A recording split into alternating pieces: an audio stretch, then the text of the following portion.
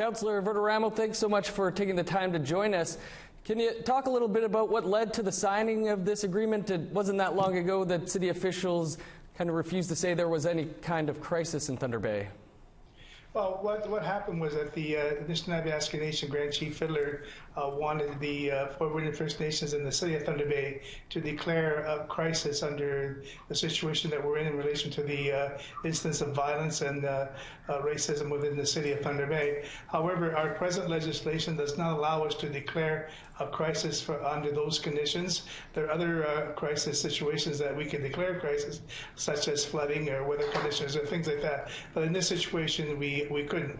However, we got together. We had a meeting with the parties involved, Fort William First Nations Chief Peter Collins, and also Grand Chief Fiddler, and others that were at the meeting. And we decided that we would develop a tripartite agreement, a commitment to deal with the safety issues in relation to students coming to Thunder Bay to further their education. So we met, we developed a commitment, and we signed the commitment this morning. I'm very pleased to say that it was signed on the Fort William First Nations territory, and we presented to our City Council last evening at a council meeting, and it was unanimously supported by Council.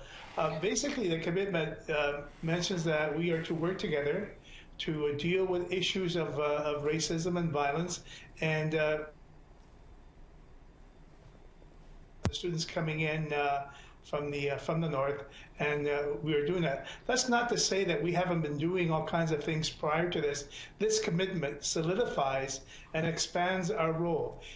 Just for instance, in 2011, we did sign a declaration with the Fort William First Nations to enhance our relationship. And just last evening, also at Council, we passed a resolution to accept North Caribou Lake as a friendship agreement with our sister cities group. So that's going to lead us to enhance relationships with our Indigenous people in the north, and also continue working with our partners to make the city safer for all citizens in the city of Thunder Bay.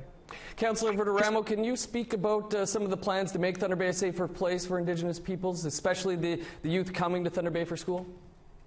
Well, the city passed, I can't remember now, about maybe two meetings ago, to the transit passes for Indigenous students to come to the city, so they'll have access to transit and travel around. I know that we do some education in relation to preparing students to ride the transit system. We're also taking a look at providing spaces where students can meet and gather. We have a center where we do this already. We're going to enhance that. A year or so ago, possibly 2 years now, we were working with the Indian Center, Friendship Indian Center, to create a youth center and a recreational facility center for the youth in the city of Thunder Bay.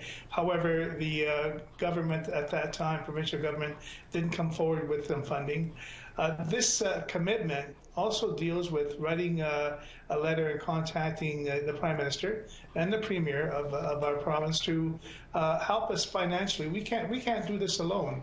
And I want to say that we're not the only city facing these type of issues.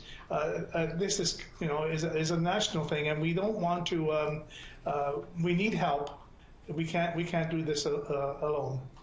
Councillor Virdiramo, I appreciate you taking the time to speak with us today.